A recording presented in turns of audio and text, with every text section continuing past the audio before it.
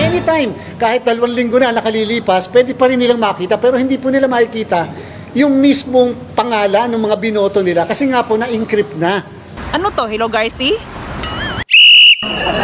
Pero na to.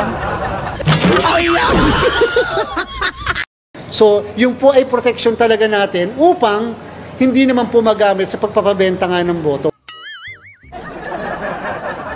Pero naandyan yon, at kung gusto nila mag-verify later kapag po tayo natapos sa pagpaboto sa Mayo 12, piprint po yan ng mismo mga post at makikita po nila yung po mismo na mga balota na binoto po nila kung sila po yun.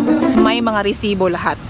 Out of 12 na binoto ko, yung pumasok lang is 3 or 4. Yung nakita po niya, yung po yung ballot face. Pag pumipili ka kasi, bigla kang papakitaan muna ng ballot face. Ito yung 12 na pinili mo. Actually, merong isang taga-media. Dapat kasi bawal pero sige na lang, hindi na natin para papail. Merong isa kasi nagpadala ng botante sa kanya, pinakita yung ballot face. Ito, yung 12 pinili niya. At ito yung party list na pinili niya. Later on, papakita ko sa inyo para makita nyo.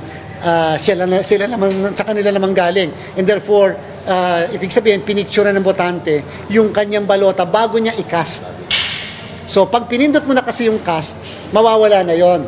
Bigla na lang papalit doon, yung sa QR code, mabe-verify mo ngayon. Pag pinundot mo yung QR code, yung sa QR code, lalabas ngayon yung mismong ballot ID at saka yung encrypted na script. Pacquiao, oh my God, si Pacquiao ninghawas akong kuan. Binuang ninyo ako malitaw sa Manila.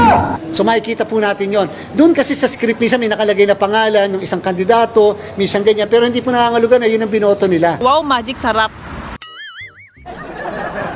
Talaga pong ganun lang yon kasi yun po yung purpose ng encryption. Di po ba? So hindi po yun nangangulugan na yun po yung binoto nila. Pero nandun sa encrypted script, yung lahat po ng binoto nila. Later po, kapag ka na-translate na yon into human readable, makikita nila na yun pala talaga eksaktong mga binoto. Kakaiba po talaga yung lumabas. Yung mismong encrypted votes nila. Pwede pa rin makita anytime, kahit 2 linggo na nakalilipas, pwede pa rin nilang makita, pero hindi po nila makikita yung mismong pangalan ng mga binoto nila. Ano to? Hello, Garci? Kasi nga po na-encrypt na. Once na nakas yung boto, encrypted na. Pero kahit kopyahin nila yung mismong encrypted na salita o script na tinatawag, ikumpara nila sa bawat araw na lilipas, pare-parehas po yun. Kasi ibig sabihin, yung boto niya na andon, na preserve, hindi po nagagalaw.